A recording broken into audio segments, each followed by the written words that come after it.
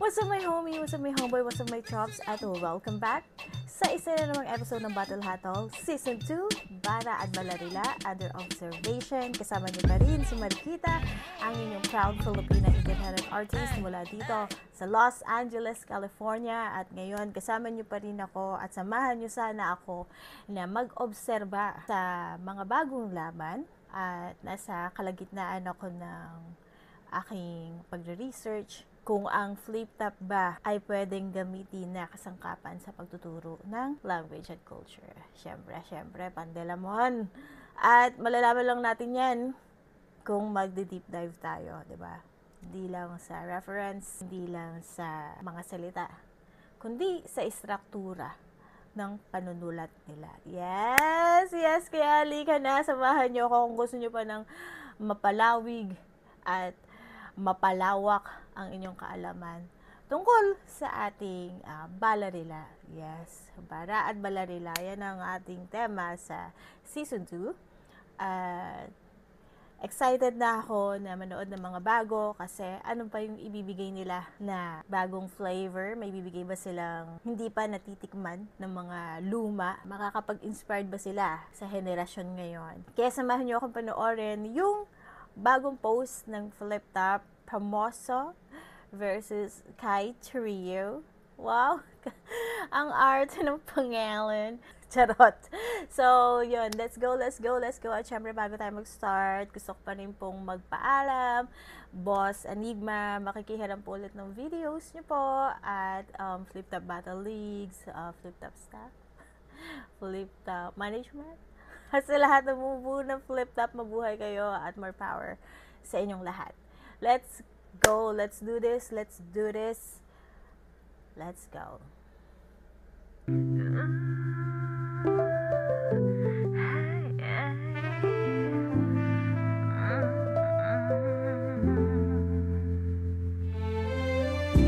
Teka muna, sandali lang, baka pwede kitang magkasama. Mapagbigyan mo sana, kaso mukhang busy ka.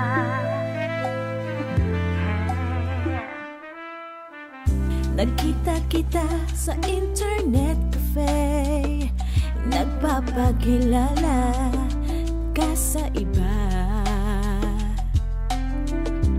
Puso ko'y biglang nagka-problema, kumabog-kabog at kumabakaba.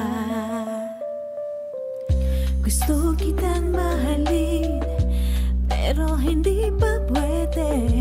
Gusto kitang angkinin, pero hindi po pwede. Gusto kitang yakapin, pero hindi talaga pwede. Bakit? O bakit? Puro flip top ka kasi. Flip Top Zoning 18, dito pa rin, Takeover Lounge, Pop-Up Katipunan QC, pang-apat na laban na ngayong gabi. Shoutout sa lahat ng mga kasama natin dito, mga frontliners natin, lahat ng MCs na walang laban ngayon pero nandito para sumuporta at syempre para mag-enjoy. Flip Top magingay para sa parating natin laban. Shoutout sa Flip Top official merch. Kita nyo naman bagong labas natin, zoning shirt para sa 18, 19 at lahat ng mga zoning na parating. At syempre, shoutouts palagi sa Takeover Lounge, sa pagtanggap sa atin dito. Lahat ng mga represent collab, shoutouts Unhinged, shoutouts Ulap. Abangan nyo yung mga disenyong parating, Hypebeat, at lahat ng iba pa. Sa kanan ko, Las Piñas at Laguna, represent para sa inyo. Mag-iay tayo lahat para i K3U. Shoutouts sa Rap Lines. Syempre, shoutouts linya-linya. At sa kaliwa naman, Valenzuela City represent para sa inyo. Mag-iay tayo lahat para ay Pamoso. Shoutouts Crown Manila. Syempre, shoutouts sa Polo Rap Battle League. Sino muna? Nanalo ng Coitos, si K3U. Pinili niya mauna. Tig-2 minuto dapat. Pakinggan natin. Unang banat, zoning 18. K3U. Game! Bago tayo magsimula, isang taon na pala si Pamoso sa Flip Top. Palakpakan. Pero ngayong gabi ka na may eradicate. Para kang PSP, isang taon ka lang mag-ooperate. Si Atoms at Tulala, Sa malatipsi daw na modus, sa'yo pabor daw ang madla. Mabalasik at pa-famous, malupet magupet, pues mauulit lang ang obvious. After ng Tom at nagjijin, mako-corner ka notorious. Etong pasikat ay hindi na sisikatan ng araw. Kinorner ka ni Blackbeard, sa dilim ka papanaw. Pero kung ayaw mo ng midnight, ikaw si Icarus in this fight. Masisikatan ka lang ng araw kung pipiliin mo mag-suicide. Sige, lipad, lipad, lipad, tungo sa dapat patunguhan nang malaman mong walang sikat-sikat sa kalawakan. Sige, lumutang ng tuluyan, gawin mong mental state. Iba yung di pangkaraniwan sa hindi lang makakonsentrate. Kasi mate, nag-choke ka kay Diyos, for heaven's sake, dahil yung preparation time lang daw ay 7 days. Abang ako, I just need sir a couple of days to ensure that you will die in million ways. Patay sa race ngayong gabi tong fanboy ng mga Marcoses. Makikita nyo yung evidence, pambihira yung elements. Pag ako ang bumangga dito sa Putapet sa Eddie Deads, iba yung Solid North na party list sa Solid North sa Esitex. Okay. Ito ay overrated versus overweight. Below average versus foreign rate. Usapang punches, mate. I got Draymond's rage while you got Jordan's fate. Kung ito'y Golden State. Ikaw ay overacting lang na overage. Mabagal yung movement parang motorcade. Palabas ko ay classic naka-color grade. Abang sa'yo walang content na parang cover page. Kung battle rap ay battlefield, dila ko ay modern blade. Iba yung hindi lang nakakonsentrate sa may di lang nakakonsentrate sa pag-spit ng pang-slit hanggang yung skin magkulay burger steak. At kung linya mo tong multi, kanina pa ako umu-overtake! Okay. Ano pangalan mo? Pamoso? Ano yun? Isang uri ng kagamitan na ginagamit sa pamboboso? Pamoso? Pangalan ko K3U. Pwedeng I heart you. Try nyong isend sa mga chicks, makakabengbang talaga. Yung pangalan mong Pamoso parang butas sa dingding na sinisilipan ng mata. Tangin ang pangalan niyan ang lalim. Parang title ng Viva Max movie na in-upload sa Pornhub, UGs at YouPorn. Pamoso 2025 starring AJ Rabal at Alaric Yuson. Ba't dinala natin gawing Pichernanso? Pichernanso, palakpakan. Pichernanso, Pamoso, parehas lang may amo sa pangalan. Hindi ko kailangan ng pangalan. Ang kailangan ko pangalan ng mga rapper na dudurugin sa gitna ng tanghalan. Kung hangad mo kasikatan, yan ay matataglay mo. Ako'y assassin, usap-usapan, mga pinapatay ko. Walang bana at pahinga natin! Yan na yung multi ang puta, eradi. Galing. Ayos. First time ko sila panoorin, no? Ayos yung round 1 ni K3U. Arte, paano may pronounce K3U? Ayos yung round 1 niya. Para sa akin, malinis yung pagkakasulat niya. Reference naman, no? Iba-iba. Tapos, ganda ng wordplay niya sa pangalan ni Pamoso. So, let's go, Pamoso. Round 1. Indicate, operate, putang ina dulo. Yo! Ikaw ba yung K3U na sa akin hihigit sa zoning? Di ako nabibigatan sa'yo porket mukha kang tipsy ding pinabonjing. Mukha kang tipsy ding pinabonjing. Kasi kung si tipsy di mukhang hamster na puno yung bibig, dito kayo bibilib. Tingnan nyo naman, mukhang weirdong guinea pig. Yung pamimirata mong game, 1 dekada na Kate. Yung ngipin ni tipsy, malaki lang. Pero yung sa'yo, parang bisagra ng gate. Pang 2015 pa rin yung whack face. Hindi talaga nag-upgrade. Sa kakahabol mo kay daga, nakulong ka na sa rat race. Pues eto 32 sa yung inner spot. Rektahan na, walang how ironic. Makakatikim ka ng liver shot. Total gustong tumulad sa alcoholic. Iindahin para may komplikasyon. Sa sobrang lakas, sabog ang rib cage. Opensang malasyon, Livingstone. Pagkatira ko, pasok sa mid-range. Mapa-small room na big stage, iisa lang tono niyang kampyon. Kung boses ni M-Side, parang bagong Jackal, kanya muffler ng motor tuwing bagong taon. I-intro pa yan na nakahinto, habang daliri nakaturo. Sabay aatras ng bahagya para sa second line na walang punto. Sa third bar, gaganito, na parang si Raulo at para malakas yung huling linya, isisigaw niya yung dulo. O, di ba awkward? Sakto yung MC profile ito sa FlipTop website eh. akma sa galawan, nakalagay doon, unpredictable delivery. Di mo talaga aasahan. Pinapahaba na lang kasi yung dulo kahit pilit para masabi na intense. Pero pagka-deliver, nakakabwisit.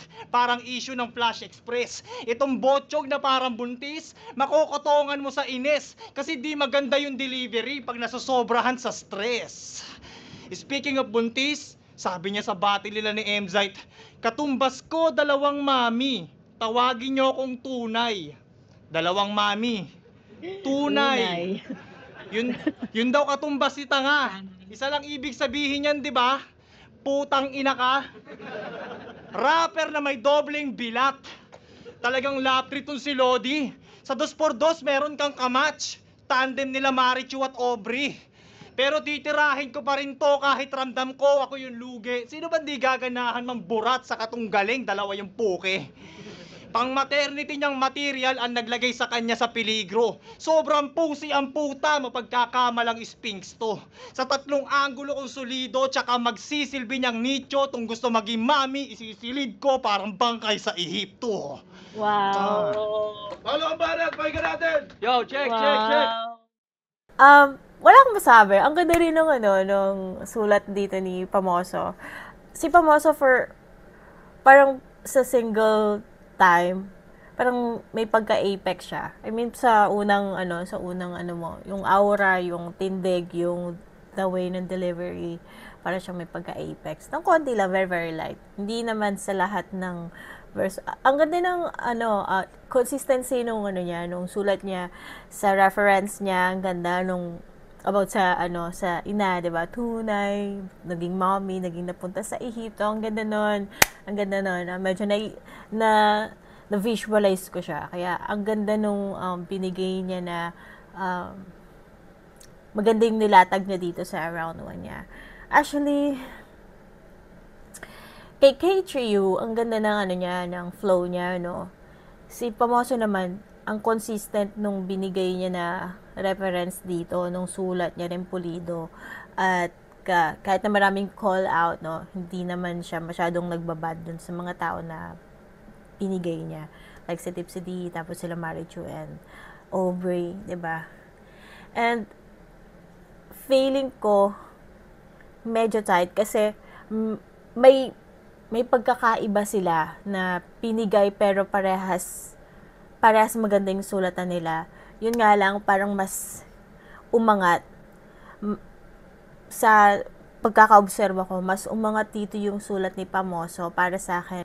K3 yun naman, ang lakas din naman nung round 1 niya, lalo na yung about sa, hindi nakakatawa, pero ang lakas kasi nung, para kang PSP na 1 year lang mag-ooperate. Kasi, rin yun di ba?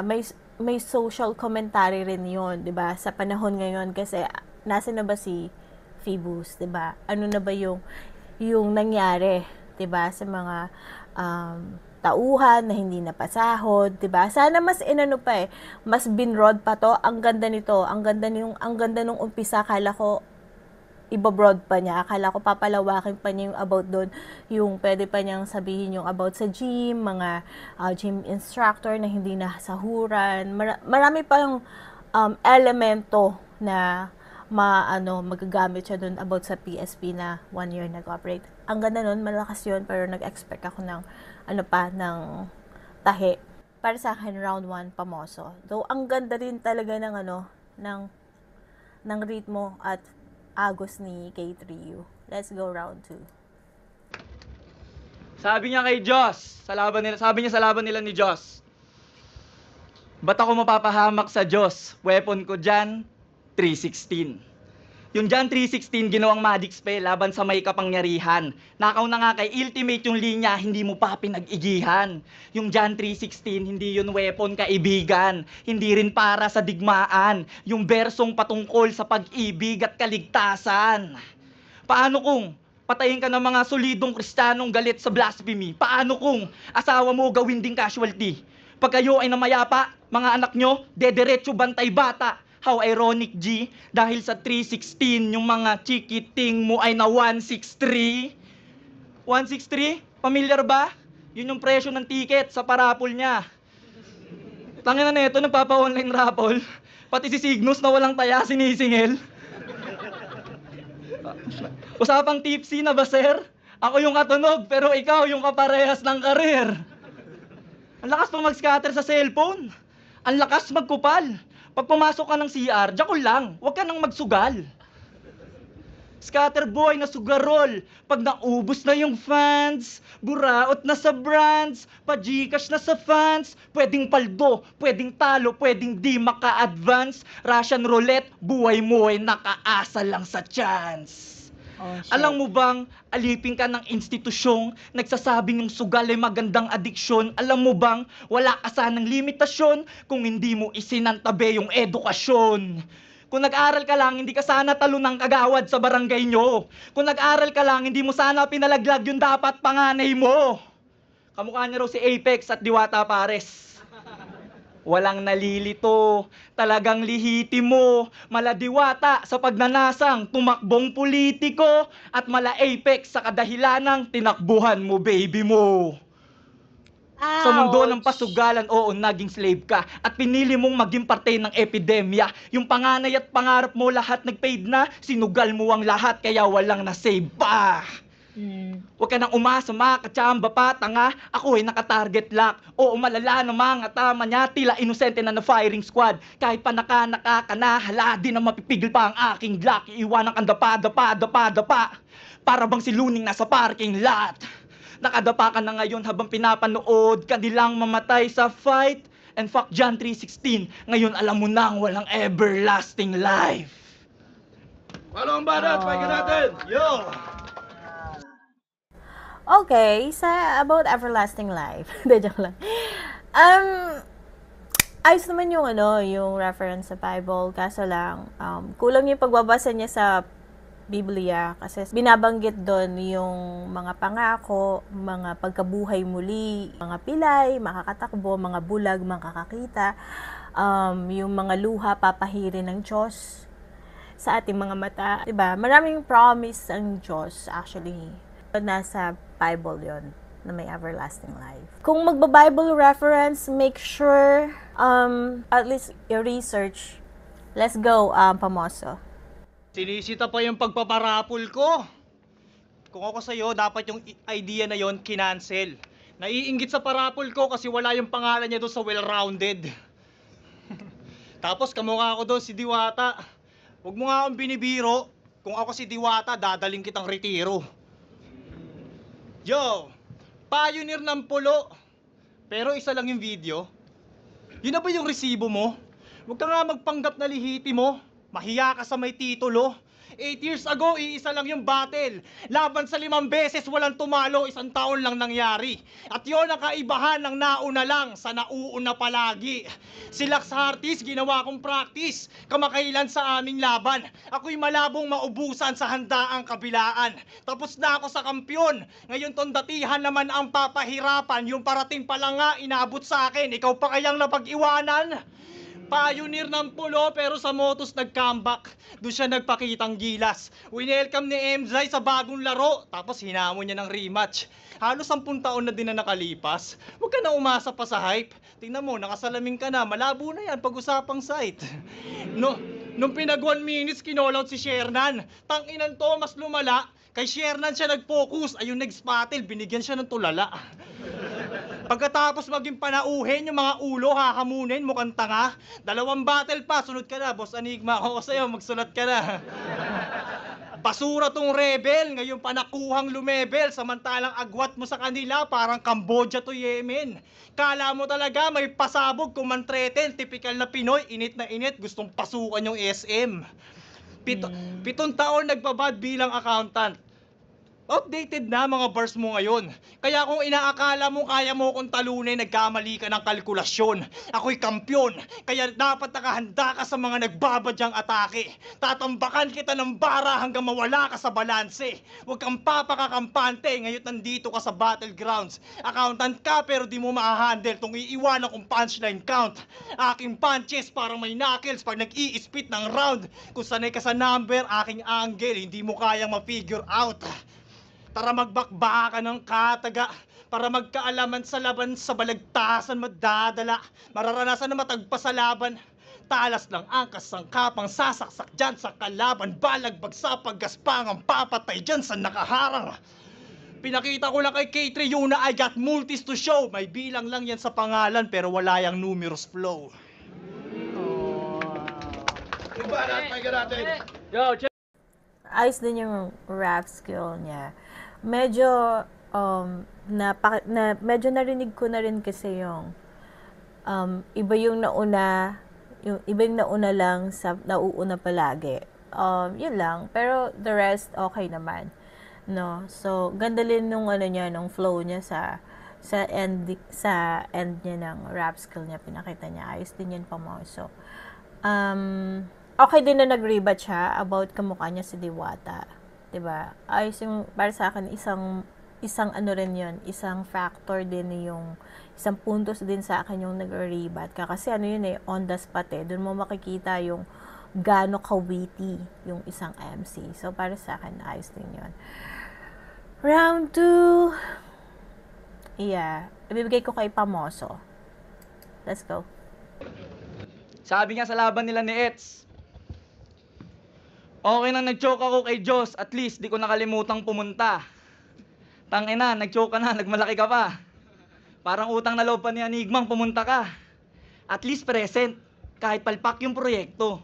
Tanginang mindset, galawang gobyerno. Attendance is a must. Sobrang common yan. Nagpakita ka lang pero di ka naramdaman na parang hologram. Sinabihan ka lang ni Diyos ng, galing pa akong gig sa Makare. Wala ka nang nabanggit. Nanliit yung memory nung niyabangan ka na ng gig. Enigma, ano to? Battle rapper na nalilimutan mag-rap? Yung sitwasyon, parang nagubad si Maria Osawa sa harap niya, tas di siya tinigasan. Sayang yung slot. Alam niyo bang racist to? May linya siyang, Black lives don't matter and that's the reality. Black lives don't matter? Hypocrisy. Nung 2x2 nga, tangina ka, binuhay ka lang ni Niga G. Siniga ang nagplano't pundasyon ng kartada. Siniga G ang reason ba't kayo nakatsamba. Kung di ka nagka-black, ordinaryo ka mamba. Sumusunod ka lang sa black na parang Wakanda. Ko'y patira kita sa mga tropa kong nigang galing pang abroad. Papaupuin ka namin sa sopa habang may 4 na nakatayong niga sa likod.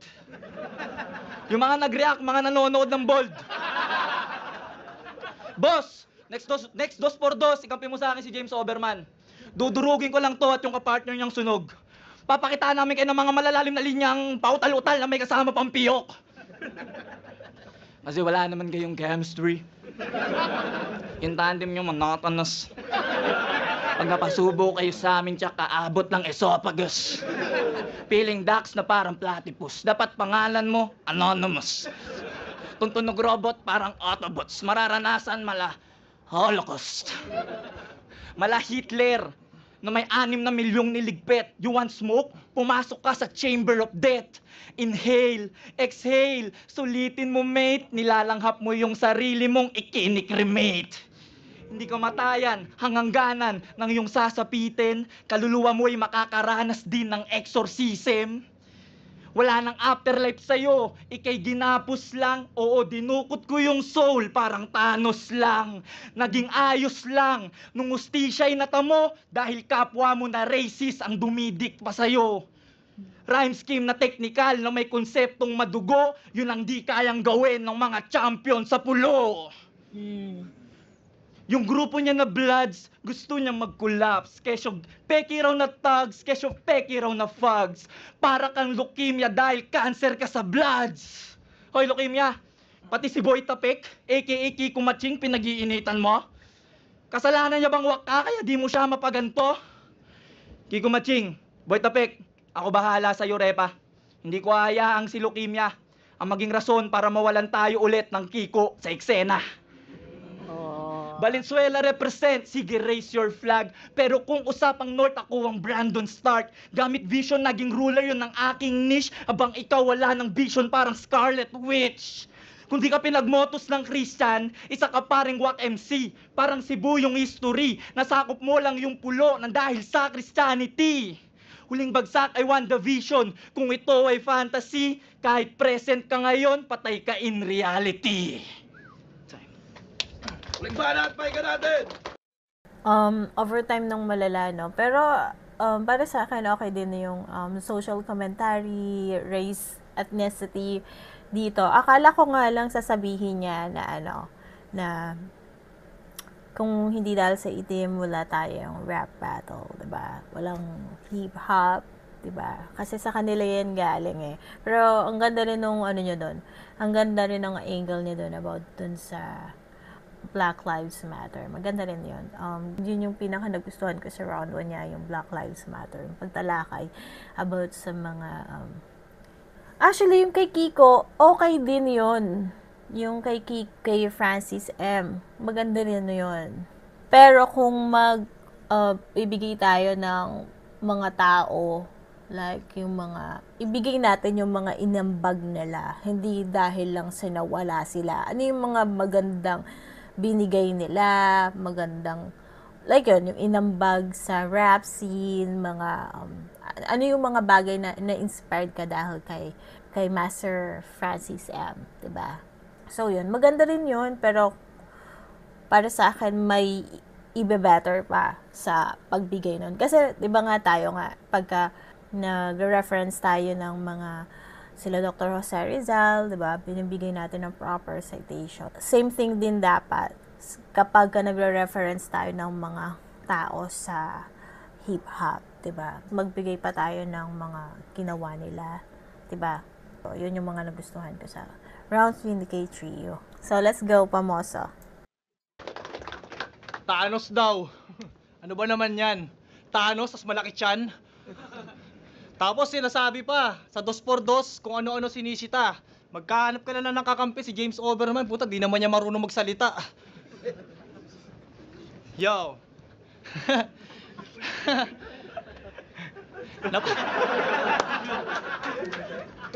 Esophagus. Yo. Napanood ko yung latest battle mo sa Raplines ah.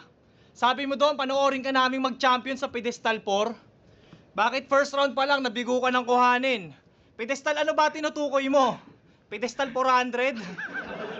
Inuuna mo kasi yung yabang imbis maglapag ng barang espesyal.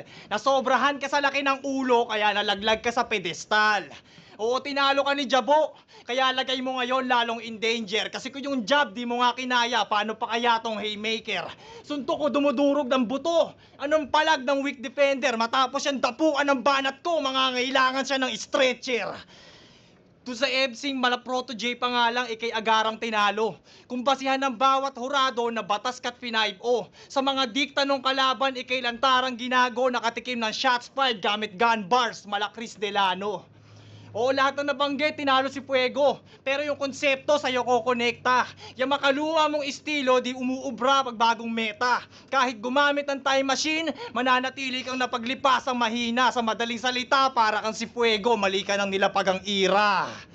Usapang apoy, I got my own flame. Parang Human Torch ang code name. Samantalang apoy mo matagal ng lipas. Akala mo Stone Age. Maaabo, katangina mo. Sa naka-mutant form na on stage. Ito'y flip top, hindi sunugan kalye. Pero dadaan ka sa road rage. Kahit magpa-ere ka sa akin, tostado ka sa pantupok na lyrics. Kahit Trio, magmumukha ka sa ranggolang sumalubong sa Phoenix. Legend ng sunugan? Meron ba nun? Tangina ka, wag kang imbento. Hangad maging pioneer ng pulo, di naman kasama nagsimento. Sinusumbat yung katiting na ambag, kaya dapat dalain niyang datihan. Pinatulayan lang niyang accountant siya kasi magaling lang magbilang. Niyabangan si Antonym na meron daw siyang million cash. Ginamit sa argue.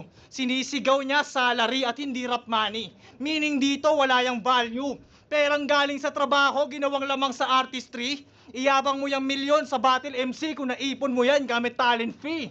O, ang angasan mo ng ganyan, yung mga kabatch mo sa eksena. Hindi yung mga ngaral ka na lang, doon pa sa pumapasok pa lang sa eskwela. Estado sa buhay at lirikalan, malaking agawat sa sistema. Tandaan mong baliwala yung pera pag nasa gitna ka na ng gera. Tagilid na standing mo, dapat matuto ka. Di laging payroll ang nauuna. Ako'y mahirap kalaban, kaya tong financially stable na uuga. Pangratrata ng sandatang puminsala dyan kay K3U. Siksik bara, mga bala na pinutok ko sa kanyang 32.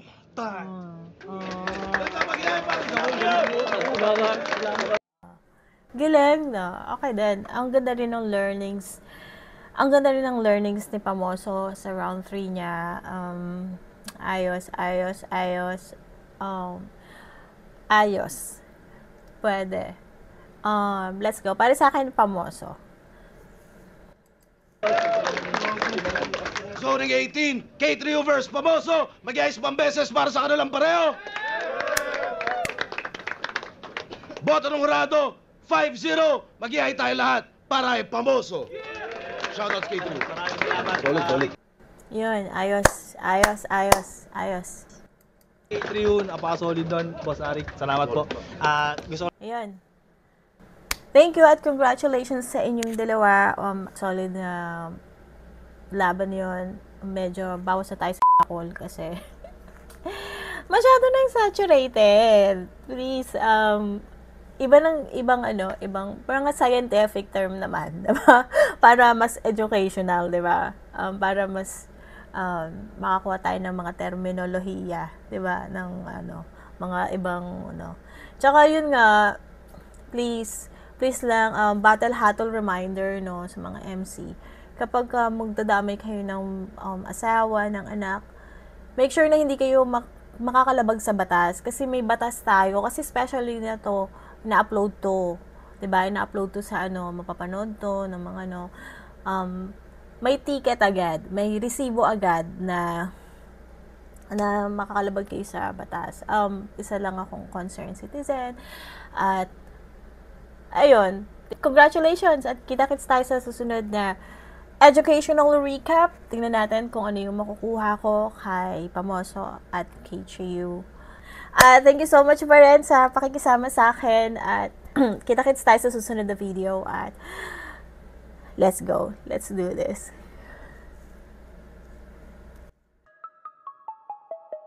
Yo, before we begin, may paalala muna ko bago ka tumalon sa bangin.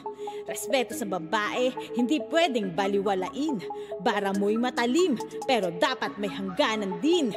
Hatol reminder, may 5 akong batas na babanggitin na maaaring malabag, nilalabag at malalabag kapag hindi ka nag-ingat ikaw rin. Sa ligang batas at batas na nagpoprotekta sa karapatan ng kababaihan. Una, 1987 Konstitusyon ng Pilipinas, Article 2, Section 14. Kinikilala ng Estado ang papel ng kababaihan sa pagbubuo ng bansa at titiyakin ang pantay na karapatan sa ilalim ng batas ng babae at lalaki. Article 2, Section 11. Pinahalagahan ng Estado ang dangal ng bawat tao at ginagarantiya ang buong paggalang sa karapatang pantao. Ang pagyurak sa dangal ng kababaihan sa pamamagitan ng pagbabastos sa katawan ay hindi protektado bilang malayang pagpapahayag. Isa itong paglabag sa karapatang pantao at dignidad. Ikalawa, Republic Act No. 9710, Magna Carta of Women. Isang malawak na batas para tiyakin ng karapatan ng kababaihan sa lahat ng aspeto ng buhay. Section 2, kinikilala ng Estado ang pagkakapantay-pantay ng babae at lalaki at kailangang buwagin ang mga hindi patas na estruktura at gawin na nagpapalaganap ng diskriminasyon. Section 9, karapatan ng kababaihan na maprotektahan mula sa lahat ng uri ng karahasan kasama ang verbal abuse at harassment.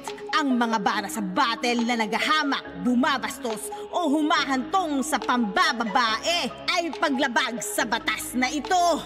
Ikatlo, Republic Act No. 9262, Anti-Violence Against Women and Their Children Act. Pinoprotektahan ng kababaihan sa emotional, psychological, physical at verbal abuse kahit hindi sa loob ng tahanan. Ang pagwawalang hiya sa isang babae sa harap ng publiko o online ay maaaring ikonsidera bilang psychological violence. Ika-4, Republic Act No. 7877, Anti-Sexual Harassment Act. Ipinagbabawal ang sexual harassment sa lahat ng espasyo, workplace, school o training environment. Bagamat ang FlipTop ay art platform, may pananagutan pa rin tayo na hindi ito gawing espasyo ng harassment o pambabastos. Ikalima, Republic Act number 11313, Safe Spaces Act, Bawal Bastos Law. Layunin nitong wakasan ng gender-based harassment sa lahat ng public spaces at online platforms. Kapag ang isang bara ay may kabastusan at bumababa sa antas ng gender-based insults, lalo na't online o recorded, ito ay lumalabag sa batas. Ang rap ay sining, hindi excuse para mambastos. Kung talagang malupit ka, umatake ka gamit ang utak, hindi ang private parts. Hindi na uso yung kabastusan para lang makakuha ng reaction. Let's erase the bar, not drag the culture down. Ito ay paalala, hindi paninira. Dahil sa bawat bara, may hangganan ng salita. Proteksyon para sa kababaihan, hustisya para sa amin. This is Marikita. Peace, love, and progress. See you sa next episode ng Battle Hatol.